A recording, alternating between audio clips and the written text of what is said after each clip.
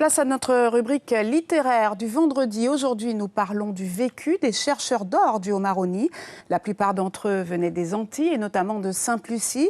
L'ouvrage « Les gens de l'or, mémoire des orpailleurs créoles du Maroni » de Michel Bage-Strobel leur rend hommage. Il est sorti en octobre 2019 dans la collection Terre humaine Plomb. L'auteur est ethnologue. Marie-Claude Thébia, bonjour. Bonjour Catherine, bonjour à tous. Alors, Michel Bage-Strobel livre dans ce gros ouvrage un récit réaliste de ces hommes oubliés de l'histoire. Absolument Catherine, c'est un très beau livre. Michel Bage-Strobel est ethnologue. Elle est arrivée avec son époux et ses enfants dans les années 80 à Maripasoula. Dans ce livre, Les gens de l'or, elle fait le récit réaliste de ses 3 ans de vie dans la commune du Fleuve. Ses rencontres avec les descendants des chercheurs d'or d'origine sainte-lucienne, la captive. Ils sont différents par rapport aux autres communautés qui peuplent Maripasoula. Elle se rapproche d'eux et entend leurs histoires. Il lui raconte de Sainte-Lucie à Maripasoula.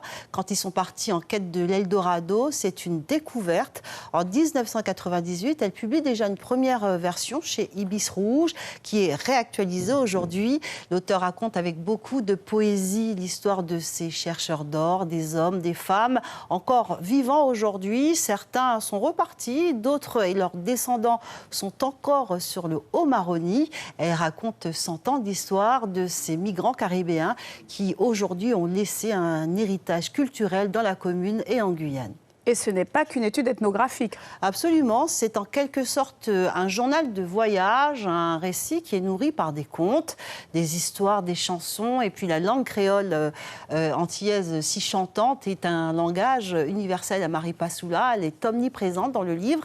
Il relate également le mode de vie, les traditions, les relations sociales de ces chercheurs d'or antillais. Michel Bage-Strobel, vous l'avez dit, est ethnologue, mais elle sort des codes. Son récit sont très poétique. Elle se raconte aussi parfois en décrivant la vie de sa famille, de sa vie à Maripasoula. Les émotions sont très présentes au fur et à mesure de la lecture. La narration est à la 3e personne. Michel Bage-Strobel a remporté cette année le prix du livre d'histoire des Outre-mer avec ce livre, Les gens de l'or, mémoire des orpailleurs créoles du Maroni. C'est un ouvrage, Catherine, sorti dans la collection Terre humaine de Plomb.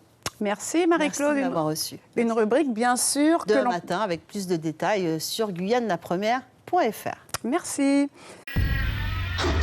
Suivez l'info sur Guyane la Première, télé, radio et internet.